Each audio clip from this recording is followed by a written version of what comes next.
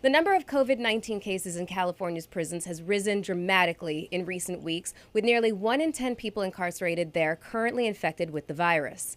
There are more than 8,800 people incarcerated statewide with active COVID-19 cases, out of more than 91,000 total incarcerated per the state's corrections department. Across California's 35 prisons, there are over a dozen prisons with COVID-19 outbreaks that have each seen hundreds of new cases in just the last 2 weeks.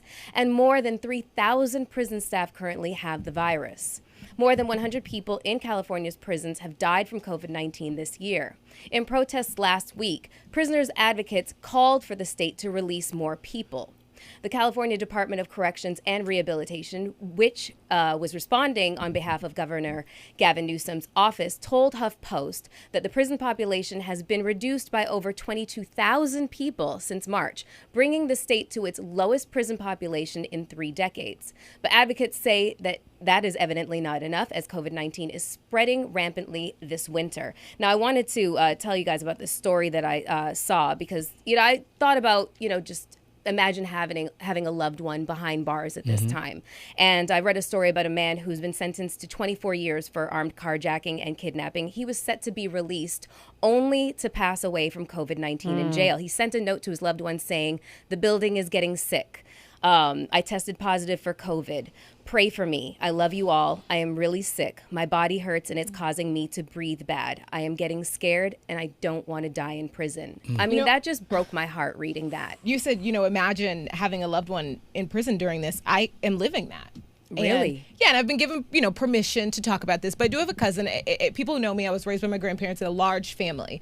So I have lots of cousins who all stepped in to help take care of me and support my mother. And one of my older cousins is serving time, a really long sentence due to drug laws. It's a nonviolent drug offense in the state of Oklahoma. And she, at the beginning of this, she was moved to, so, obviously I've been trying to support her. She was like a big sister to me growing up. And I get emotional because it's scary. But at the beginning of this, she was transferred to a bigger prison because of budget cuts. And so they closed the smaller minimum security prison she was in and moved her to a larger prison. And I remember her calling me, telling me, okay, we did move. This is the new number that's going to come up. We try to talk once a week. And she said that, she was a little scared because they put all these women in this giant dorm. And the prison has 800 women there. And within 2 weeks, she called me that she had tested positive, and 676 women out of 800 had tested positive. And it was horrifying. And so I said, I need you to call me every day because I was terrified that something would happen. I needed to at least know how she was feeling every day. Luckily, she's recovered, but it was a horrifying experience because you don't know who's going to be able to get to her, if she's going to get the treatment that she needs. And, for somebody to be in prison over marijuana in 2020 and test positive for COVID, it was a horrifying experience. And I saw some criminal justice advocates recently have been pushing the idea that they feel like people in prison, incarcerated people, should be next in priority for getting the vaccine because of the environment and how easily this is spread. And the same argument would be, outside of obviously age, but the same argument was what happens in nursing homes. Yeah, I agree. Well, no, that's a great point, Brooke. I was actually going to make a really quick point about you have people in jail that they have a higher rates of chronic illness and unsanitary conditions, which makes them more susceptible to getting complications if they test positive as well, because you have people that are, all ages that are in jail as well. So that's a great point that you make about age too. So all right, now moving forward, a North Suburban hospital is temporarily pausing coronavirus vaccinations after 4 workers reportedly had adverse reactions to the vaccine. Now, late last week, 4 team members at Advocate Condell Medical Center in Libertyville, Illinois, experienced reactions shortly after receiving the Pfizer COVID-19 vaccination. Now, their symptoms included tingling and elevated heart rates, the hospital said in a statement.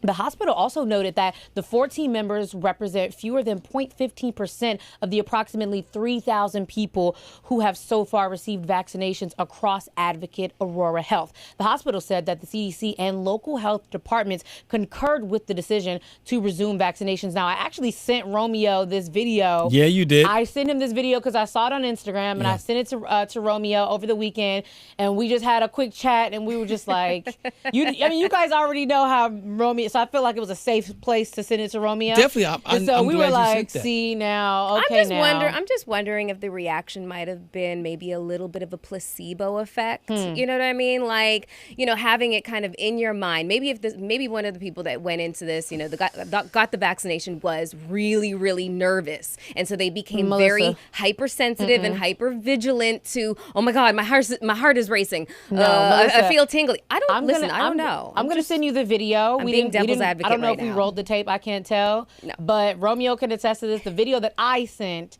she fainted. She seemed very calm. To be fair, that is a normal side effect of all vaccines. It really is. You ever got? I got the Gardasil shot. It's when I was in college, and I still have this weird scar from it, which is also a typical reaction to some vaccines, and I'm gonna have to live with this.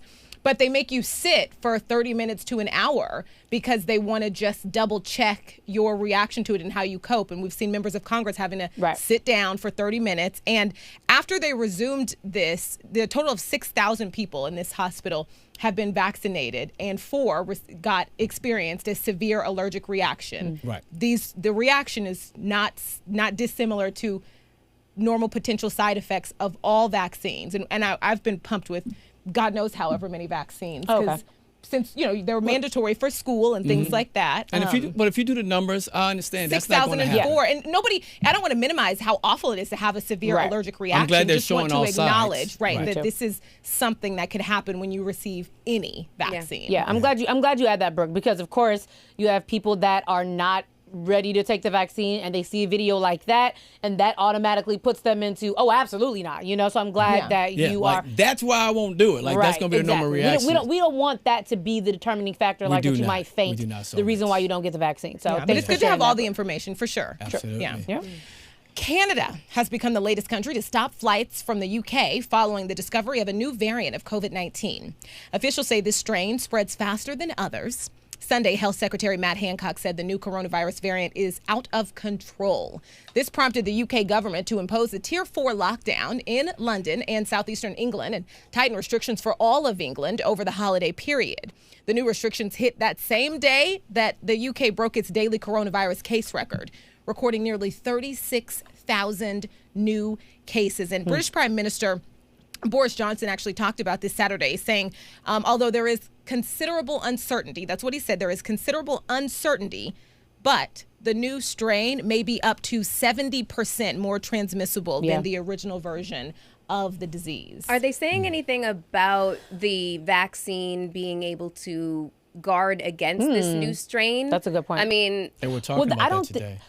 My thing is, if this vaccine, this new strain, I feel like I'm not sure if it's fairly new, but I can't see, Melissa, the vaccine that they've been, coming up with for the last 3-4 months being good enough. If this is 70% stronger, I can't see this vaccine, just like me, my personal opinion, I can't see it being able to stop something that's more than double as strong as a virus. But I think just to be clear on the wording, I don't know if I guess it depends on what you consider stronger, but it's not necessarily a different disease. It's easier to catch. So then it's the same. And obviously, I'm not a scientist. But the vaccine that we have now, we were talking about the Moderna vaccine and how they were saying that it's 95% effective when it comes to severe cases of coronavirus. And some people get severe cases. And so this is the difference here is about how easy it is to catch it. Which is even not more necessarily reason that it's a different disease. But it's even more reason why we should just ground all the airplanes. Call me the Grinch or whatever you want to call me. I say they should just shut down all airports between now and the new year because, look, people are still going to attempt to travel. People are going to do it, whether they're under the radar and not posting on social media or whether out there saying, I'm here, I'm living my best life. This is serious. Let me tell you something. I was saying, the whole story being about Canada closing. Canada is quick to close their borders. Y'all don't play. Canadian, we don't play. No. But my thing is, the scary part about this is with it being like in Canada, I was reading that it's in the UK as well. It's absolutely no way that it hasn't made it to the U.S. somewhere. It's somewhere somebody has brought it to the U.S. I just can't believe that it's contained in Canada. Yeah, because the U.S. has not closed their borders to anybody. No. All right. All right, our YouTube subscribers, our YouTube soulmates, you guys have been holding it down. A lot of great comments coming in the chat right now. Lynn Chisholm says, $600 is not enough to last a week for a family. Ayana says, when will black people demand reparations? She says, talk about that, please, okay? KC says, Demi, you are so right. Where is the rest of the money? One more quick one. Flex and Fly says, I love this table. Thank you. Flex and Fly. Says, I love this table and I love these talks, and we love you guys too. Coming up next, we have